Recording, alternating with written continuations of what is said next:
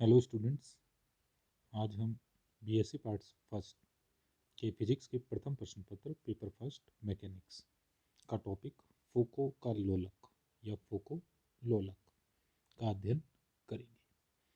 तो टॉपिक है हमारा कोरियोलिस बल का लोलक पर प्रभाव या फोको का लोलक।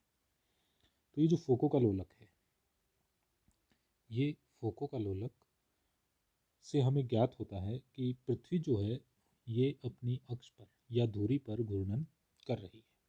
साथ ही इसकी सहायता से हम ये ज्ञात कर सकते हैं कि जो पृथ्वी है वह एक अजड़त्वीय निर्देश तंत्र होती है। साथ ही इसकी सहायता से हम जो पृथ्वी का कोणीय वेग है ओमेगा, उसकी वैल्यू भी हम कैलकुलेट कर सकते हैं। तो हमने कहा यह एक सरल प्रकार का लोलक होता है जिसका आविष्कार 1851 में फोको नामक वैज्ञानिक ने किया था। तो इसमें लगभग 28 किलोग्राम भार के गोले को एक बहुत लंबे लगभग 70 मीटर तार द्वारा एक दृढ़ आधार से लटकाया जाता है। तो हमने कहा फोकोलोलक क्या है। फोकोलोलक के अंदर हम एक बहुत भारी लगभग 30 किलोग्राम वजन का एक गोला लेते हैं, ये इस प्रकार से। अब इस गोले को हम एक 70 मीटर के तार से एक दृढ़ आधार से हम इसको क्या कर देते हैं, लटका देते हैं। और इस प्रकार लटकाते हैं कि यह जो लोलक है यह स्वतंत्रता पूर्वक दोलन कर सके। तो अब जब ये दोलन करता है तो ये इस प्रकार से दोलन करेगा, इस प्रकार से। इसका आवर्तकाल लगभग 17 सेकंड होता है। तो ये जो लोलक है इसका आवर्तकाल लगभग 17 सेकंड होता है। पृथ्वी के अपने अक्ष पर घूर्णन के कारण गतिशील लोलक के गोले पर कोरियोलिस बल लगता है। इस बल से लोलक पर उत्पन्न प्रभाव द्वारा पृथ्वी के घूर्णन का कोणीय वेग हम ज्ञात कर सकते हैं। तो हमने कहा यह हमने नीचे दिखाया, ये जो है ये हमारी पृथ्वी है, ठीक है। ये पृथ्वी जो है ये पश्चिम से पूर्व की ओर इस प्रकार से क्या करती है, दोलन करती है, ठीक है। कौन सी अक्ष के सापेक्ष, नॉर्थ साउथ से नॉर्थ को मिलाने वाली जो अक्ष है इसके सापेक्ष ये क्या करती है, पश्चिम से पूर्व की ओर ओमेगा कोणीय वेग से दोलन करती है। तो हमने कहा यदि हम फोकोलोलक ले ले तो हमने कहा फोकोलोलक जो है ये, जैसे हमने ये बताया था, ये हमारा फोकोलोलक है, ये 70 मीटर होता है और ये जो गोला है इस गोले का भार लगभग 30 किलोग्राम होता है। तो ये किस प्रकार गति करेगा, ये इस प्रकार गति करेगा। परंतु पृथ्वी के घूर्णन के कारण परंतु पृथ्वी के घूर्णन के कारण हमने कहा प्रारंभ में ये इस प्रकार दोलन कर रहा था, ठीक है। परंतु पृथ्वी के घूर्णन के कारण इसके दोलन जो है ये इस प्रकार से विस्थापित होते जाएंगे, इस प्रकार से। तो ये इस प्रकार से विस्थापित हुआ, ठीक है। हमने कहा पृथ्वी जो थी हमारी पूर्व से पश्चिम की ओर इस प्रकार दोलन कर रही थी, ये इस प्रकार से पूर्व से पश्चिम की ओर। तो हमने कहा जब ये जो है ये पूर्व से पश्चिम की ओर दोलन करती है तो ये फोको दोलक जो है इसका दोलन तल, ये जो हमने कहा ये वाला, ये जो दोलन है ये इस प्रकार से दोलन करती है, मतलब ईस्ट टू वेस्ट, पूर्व से पश्चिम की ओर, ठीक है। या यूं कहें हम कि भाई ये जो है ये हमारा किस प्रकार दोलन कर रहा है, ये दोलन कर रहा है किस प्रकार से, ये पूर्व से पश्चिम से पूर्व की ओर, इस प्रकार। तो ये इसके विपरीत दिशा में दोलन करता है। जैसे हम नहीं देखते क्या कि जैसे कोई ट्रेन चल रही है, ठीक है। तो अब उसमें जो है हम आगे की ओर गति करते हैं तो पेड़ पौधे जो है हमें पीछे की ओर गति करते हुए प्रतीत होते हैं। इसी प्रकार यहाँ भी क्या होगा, पृथ्वी के पश्चिम से पूर्व की ओर घूर्णन के कारण ये जो इसके दोलन है ये हमें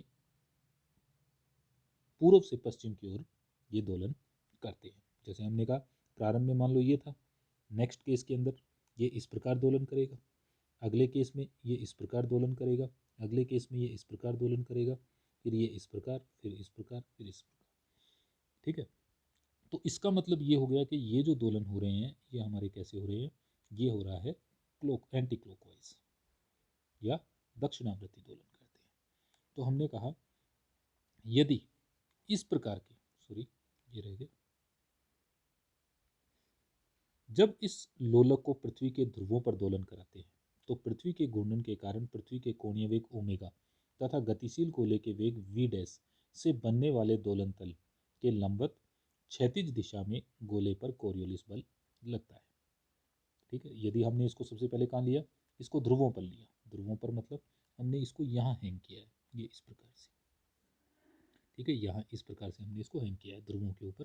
तो उस स्थिति में पृथ्वी के घूर्णन के कारण पृथ्वी के कोणीय वेग ओमेगा और गतिशील गोले के वेग वी डैश से बनने वाला दोलन तल के लंबवत क्षैतिज दिशा में गोले पर कोरियोलिस बल लगता है, जिसके फलस्वरूप लोलक का दोलन तल पृथ्वी के कोणीय वेग ओमेगा के समान कोणीय वेग से पृथ्वी पर घूर्णन की दिशा वेस्ट टू ईस्ट, हमने कहा पृथ्वी की घूर्णन की दिशा कौन सी है, पश्चिम से पूर्व की ओर के विपरीत दिशा में ईस्ट से वेस्ट में घूर्णन करता है, जो अभी हमने ऊपर दिखाया था, तथा एक निश्चित समय के पश्चात पुनः अपनी प्रारंभिक अवस्था में आ जाता है। ठीक है, तो ये एक निश्चित समय के बाद पुनः अपनी प्रारंभिक अवस्था में आ जाता है। परंतु यदि इस प्रकार के लोलक को ऐसे स्थान पर लटकाया जाए जहाँ पर अक्षांश लैम्डा है, जो लैटिट्यूड है वहाँ लैम्डा है, उस स्थान पर यदि हम इसे हैंग करें, तो जैसे हमने इसको यहाँ चित्र में दिखाया है, ये हमारा लैम्डा अक्षांश है, और अक्षांश लैम्डा किससे बनता है, ये बनता है भूमध्य रेखा या इक्वेटोरियल लाइन से। ठीक है, इसको हम भूमध्य रेखा को बोलते हैं, इक्वेटोरियल लाइन। ठीक है, ये एंगल हमारा लैम्डा हो गया। हमने लोलक जो है वो हमने यहाँ हैंग किया है। ठीक है, इस स्थिति में क्या होता है, तो उस स्थान पर पृथ्वी के कोणीय वेग का क्षैतिज घटक ओमेगा कोस लैम्डा तथा ऊर्ध्वाधर घटक ओमेगा साइन लैम्डा होगा। ये हमने पीछे निकाला था। पृथ्वी के कोणीय वेग के ऊर्ध्वाधर घटक ओमेगा साइन लैम्डा के द्वारा दोलक के वेग के लंबवत क्षैतिज दिशा में कोरियोलिस बल उत्पन्न हो जाता है, जो दोलन तल को उत्तरी गोलार्ध में दक्षिणावर्ती दिशा में मतलब क्लॉकवाइज तथा दक्षिणी गोलार्ध में वामाव्रत anti clockwise omega sine lambda कोणीय वेग से घूर्णन कराता है। ठीक है, तो अगर दोलन तल इस प्रकार से घूर्णन कर रहा है, ये तो ये हमारा हो गया क्लॉकवाइज मतलब हमारा हो गया दक्षिणावर्ती। ठीक, और अब यदि दोलन तल इस प्रकार से घूर्णन कर रहा है तो उस स्थिति के अंदर ये हमारा हो जाएगा एंटी क्लॉकवाइज मतलब वामावर्त राइट हैंड साइड, और ये हो जाएगा ये हो जाएगा लेफ्ट हैंड साइड, और दक्षिणावर्ती हो जाएगा राइट हैंड साइड। पृथ्वी के कोणीय वेग के क्षैतिज घटक ओमेगा कोस लैम्डा द्वारा दोलक पर कोरियोलिस बल के कारण दोलन के तल में कोई परिवर्तन नहीं होता है। जो पृथ्वी का हमारा कोणीय वेग है, इसका क्षैतिज घटक जो हॉरिजॉन्टल कंपोनेंट है ओमेगा कोस लैम्डा, इसका लोलक के दोलन तल में कोई प्रभाव नहीं होता है। ठीक है, अतः लोलक के तल में घूर्णन का आवर्तकाल t equals to 2 pi upon omega sine lambda होता है। तो हमने ये निकाला है लोलक के तल में घूर्णन का आवर्तकाल। तो हमने क्या निकाला है, हमने ये निकाला है, जैसे हमने कहा सबसे पहले लोलक इस प्रकार से गति कर रहा है, फिर हमने कहा ये इस प्रकार से पृथ्वी के घूर्णन के कारण। अब जैसे यूँ कहें कि भाई पृथ्वी ये कर तो यूँ ही रहा था, परंतु पृथ्वी ने क्या हुआ, पृथ्वी रोटेट हुई, तो अगला इसका यहाँ आएगा, फिर नेक्स्ट ये यूँ आएगा, नेक्स्ट ये यूँ आएगा, फिर नेक्स्ट ये यूँ आएगा, इस प्रकार से ये आएगा।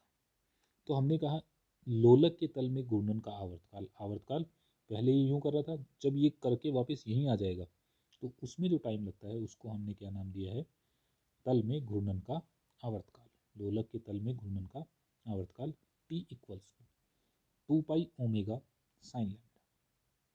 यदि हम पृथ्वी के लिए बात करें तो पृथ्वी के लिए ओमेगा जो है वो 2 पाई अपॉन 24 रेडियन प्रति घंटा होता है।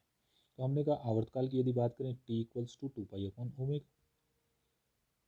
ओमेगा यदि हम कैलकुलेट करें तो omega equals to 2 pi upon T, और हमें पता है हमारी पृथ्वी जो है 24 आवर्स में एक चक्कर जो है वो कंप्लीट करती है अपनी धुरी के सापेक्ष। तो टी कितना हो गया 24 आवर। तो इसलिए पृथ्वी के लिए omega equals to 2 pi upon 24 radian पर घंटा, आवर। अतः टी इक्वल्स टू ओमेगा की हमने वैल्यू रख ली, ओमेगा की वैल्यू रखी 2 पाई से 2 पाई कैंसिल, तो जो हमारा फोको लोलक था इसके तल में घूर्णन का आवर्तकाल टी इक्वल्स टू हो गया 24 अपॉन साइन लेमडा घंटे। हमने कहा लोलक के दोलन तल के घूर्णन की दर हो गई 2 पाई अपॉन टी, टी की वैल्यू हमने रख दी 24 अपॉन साइन लेमडा, तो ये हो गया 2 पाई साइन लेमडा अपॉन 24। इसको हमने हल किया तो इसकी वैल्यू आती है 15, तो ये हो गया 15 साइन लेमडा डिग्री प्रति घंटा। मतलब 1 घंटे के अंदर ये 15 साइन लेमडा डिग्री जो है वो कंप्लीट करता है। लेमडा हमारा क्या है? लेमडा लैटिट्यूड है जिस पर फोको लोलक जो है वो घूर्णन कर रहा है। हमने कहा यदि ध्रुवों की हम बात करें, ध्रुवों पर लेमडा का मान 90 डिग्री होता है। जो पोल्स हैं हमारे, पोल्स कहाँ हैं? ये पोल्स, ये और ये। तो हमने कहा जो लेमडा है वो हम यहाँ से कैलकुलेट करते हैं, लैटिट्यूड हम इक्वेटोरियल प्लेन से कैलकुलेट करते हैं। जब ये हम ध्रुवों पर चलें तो ये इस प्रकार आ जाएगा, तो लेमडा जो है वो कितना हो जाएगा? वो 90 डिग्री हो जाएगा। तो हमने कहा लेमडा 90 डिग्री है, ध्रुवों पर लेमडा का मान 90 डिग्री होता है, इसलिए साइन लेमडा इक्वल्स टू 1। इसलिए दोलन तल के घूर्णन का आवर्तकाल t इक्वल्स टू 24 घंटे होगा। तो हमने ये साइन लेमडा हमने यहाँ रखा, तो साइन लेमडा इक्वल्स टू 1, तो t इक्वल्स टू 24। इसका मतलब ये हुआ कि ध्रुवों पर यहाँ से मतलब वापस अपनी मूल स्थिति में आने में इसको कितना टाइम लगता है? इसको 24 आवर्स लगते हैं। अब हमने कहा भूमध्य रेखा पर यदि हम बात करें लैम्डा का मान 0 होता है। भूमध्य रेखा कौन सी? इक्वेटोरियल प्लेन, इक्वेटोरियल लाइन, ये हमारी इक्वेटोरियल लाइन हो गई। इक्वेटोरियल लाइन के ऊपर लैम्डा कितना हो जाएगा? लैम्डा 0 हो जाएगा। लैम्डा 0 तो साइन लैम्डा इक्वल्स टू कितना हो गया? साइन लैम्डा इक्वल्स टू 0, जिससे t इक्वल्स टू इन्फिनिटी, अर्थात लोलक के दोलन तल का घूर्णन नहीं होता है। तो इस स्थिति में क्या होगा? जो हमारा लोलक है ये हमेशा इसी प्रकार से क्या करता रहेगा? दोलन करता रहेगा। तो इसका जो दोलन तल है, ये जो तल है, इसका घूर्णन नहीं होता।